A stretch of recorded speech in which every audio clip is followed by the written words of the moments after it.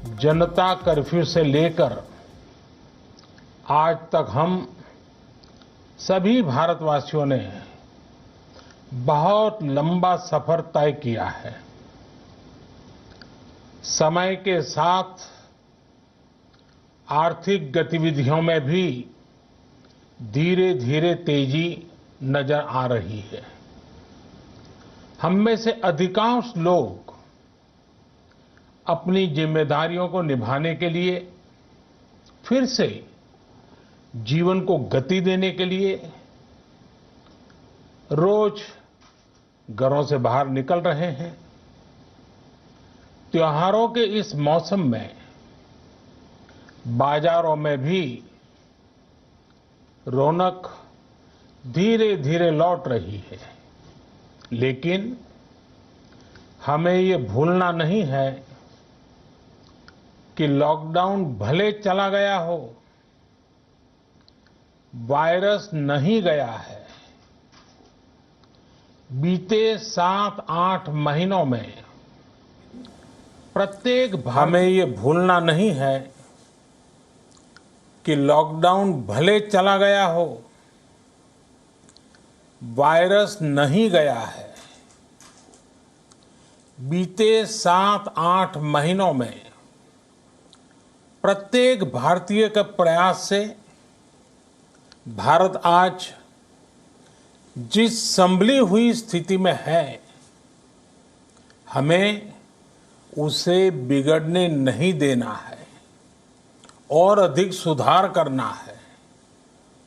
आज देश में रिकवरी रेट अच्छी है, फैटेलिटी रेट कम है।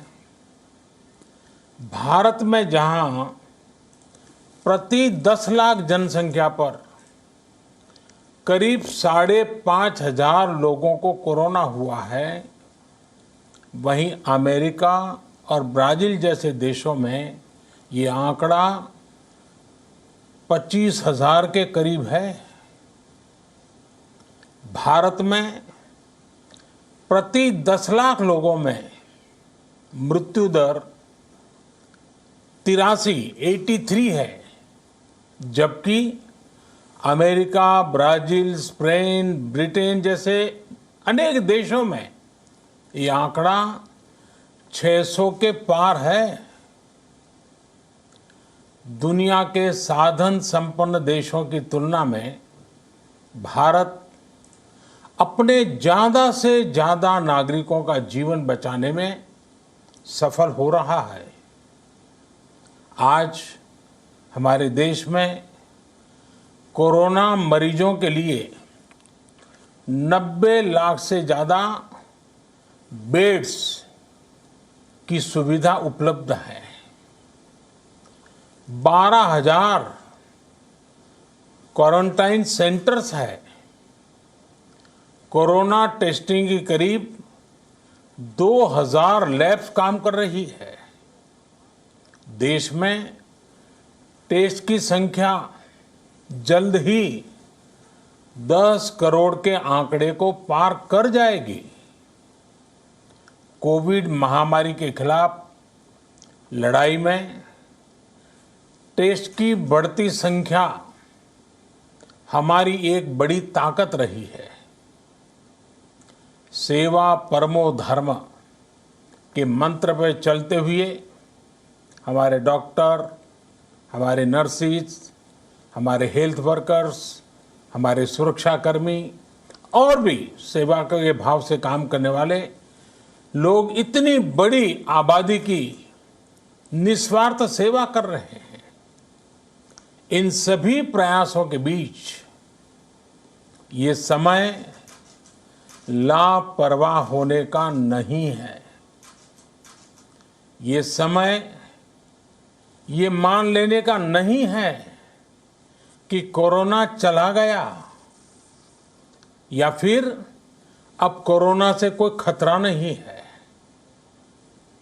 हाल के दिनों में हम सब ने बहुत सी तस्वीरें, वीडियो देखे हैं जिनमें साफ दिखता है कि कई लोगों ने अब सावधानी बरतना या तो बंद कर दिया है या बहुत ढिलाई ले आए हैं।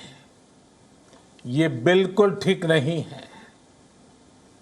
अगर आप लापरवाही बरत रहे हैं, बिना मास्क के बाहर निकल रहे हैं, तो आप अपने आप को, अपने परिवार को,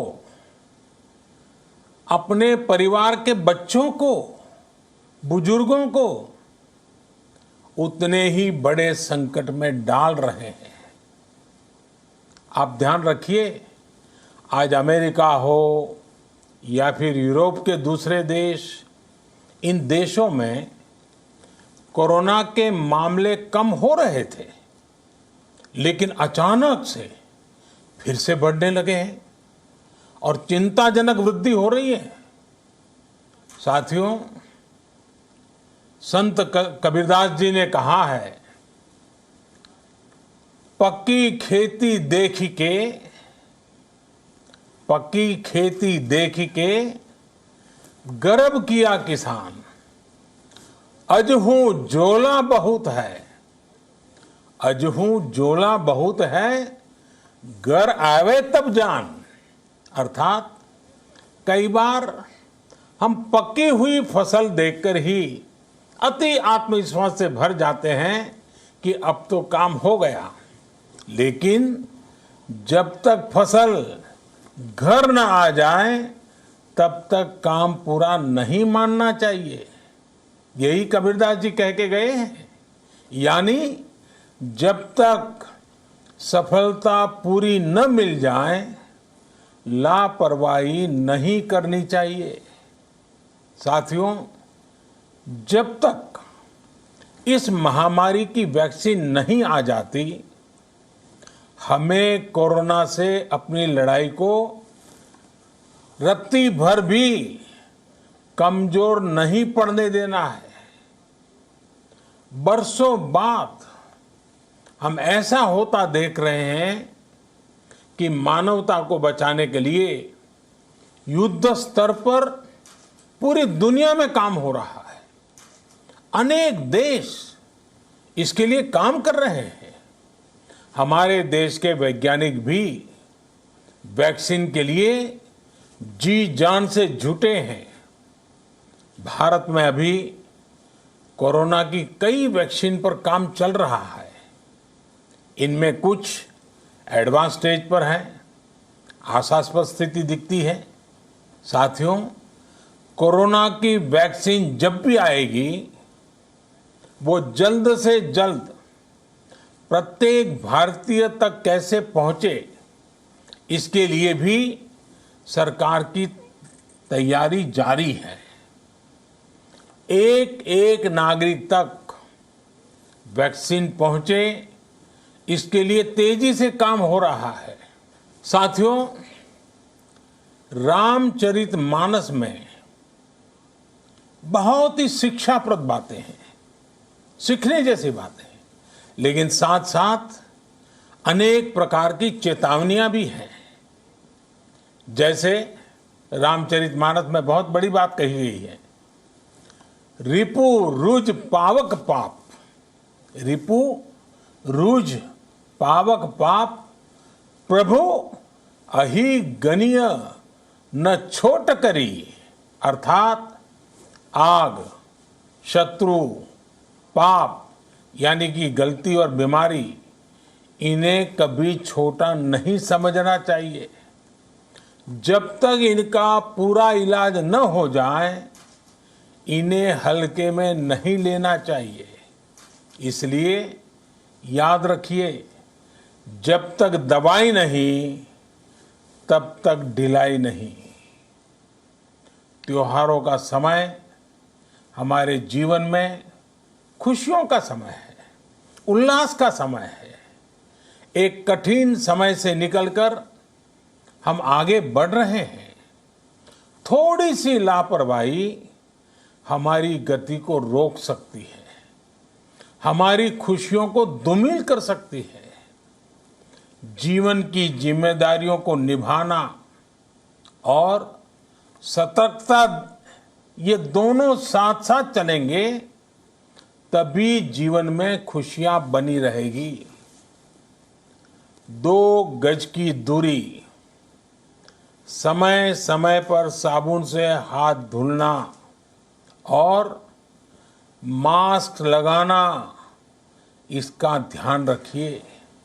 और मैं आप सबसे करबद्ध प्रार्थना करता हूं, आपको मैं सुरक्षित देखना चाहता हूं, आपके परिवार को सुखी देना चाहता हूं। ये त्योहार आपके जीवन में उत्साह और उमंग भरे, ऐसा वातावरण चाहता हूं। और इसलिए मैं बार बार हर देशवासी से आग्रह करता हूं। मैं आज अपने मीडिया के साथियों से भी, सोशल मीडिया में जो सक्रिय हैं उन लोगों से भी बड़े आग्रह से कहना चाहता हूं कि आप जागरूकता लाने के लिए, इन नियमों का पालन करने के लिए जितना जन जागरण अभियान करेंगे, ये आपकी तरफ से देश की बहुत बड़ी सेवा होगी। आप जरूर हमें साथ दीजिए, देश के कोटि कोटि जनों को साथ दीजिए। मेरे प्यारे देशवासियों, स्वस्थ रहिए,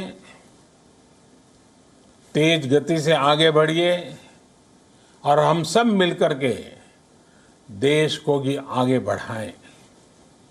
इन्हीं शुभकामनाओं के साथ नवरात्र, दशहरा, ईद, दीपावली, छठ पूजा, गुरु नानक जयंती समेत सभी त्योहारों की सभी देशवासियों को एक बार फिर से बहुत बहुत बधाई देता हूं। धन्यवाद।